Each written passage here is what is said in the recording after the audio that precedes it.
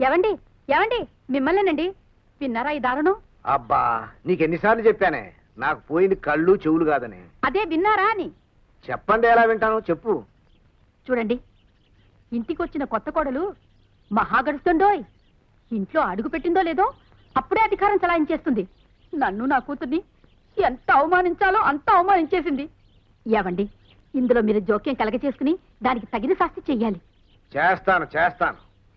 ఇంట్లో ఇంత చారిత్రాత్మక సంఘటన జరిగిన తర్వాత చేతులు ముడుచు కూర్చుంటానా? శాంతి, శాంతి, శాంతి.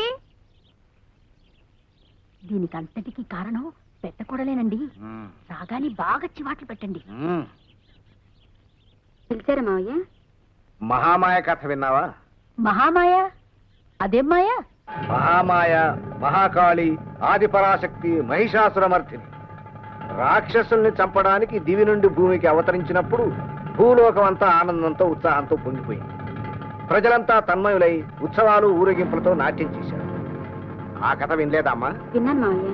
మరిప్పుడు ఆ మహిషాసురమర్ధినే దుష్ట శిక్షణార్థం మన ఇంట్లో చిన్న కోడల రూపంలో అవతరించినప్పుడు మీరంతా ఉత్సవాలు ఊరేగింపులు చేసుకోకుండా ఎందుకు కూర్చున్నట్టు? ఆహా, ఉత్సవాలు చెయ్యాలా? చేస్తాను చేస్తాను.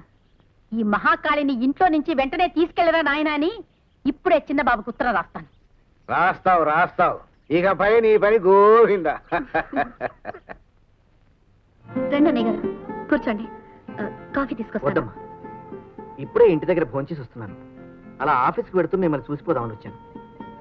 మా ఆవిడ తరపున మీకు క్షమాపణ చెప్పుకుంటున్నాను. అయ్యో, ఎందుకండి అంత మాట? కుటుంబం అన్న తర్వాత ఇటువంటి చిన్న చిన్న కీచులాట్లు ఉంటూనే ఉంటాయి. ఓహో, తమరిక్కడున్నారా? ఆఫీస్లో అర్జెంట్ పనుందని అరగంట ముందుగా బయలుదేరి ఇందుకన్నమాట. అది కాదు కమలా. ఇంటికి రండి, మీ పని చెప్తాను. ఇంకెప్పుడైనా ఇంట్లో కనిపించారా? జాగ్రత్త. అబ్బా, నా బ్రీఫ్ కేసు. వెళ్ళొస్తానమ్మా.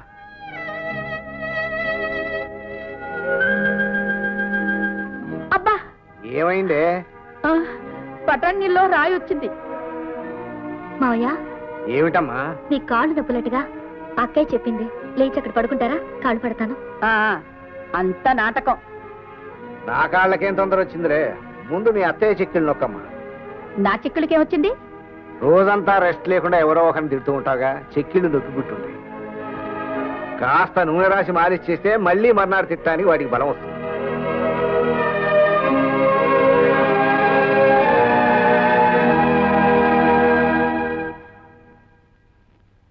ఆ తర్వాత వేడి వేడి పాలల్లో 1/2 కిలో ఉప్పు వేసి కలిపించాను. పాప కళ్ళు మూసుకుని ప్రాణాలు బిగపట్టుకుని గటగట తాగేశారు. అల్లరి పిల్ల, మరి పెళ్ళిందుకంత హడావుడిగా తీసుకున్నారు? అదో పెద్ద కథ. మా మంగళ కూడా. మా మామయ్య ఊర్లో లేని సమయం చూసి నన్ను ఒక ముసలాడికిచ్చి పెళ్లి చేయాలని చూసింది. దాంతో రవి దగ్గరికి పరిగెత్తుకెళ్ళి అసలు విషయం చెప్పేశాను. వెంటనే పెళ్లి చేసుకున్నావు. ఆ తర్వాత ఏంటి? హనీమూన్.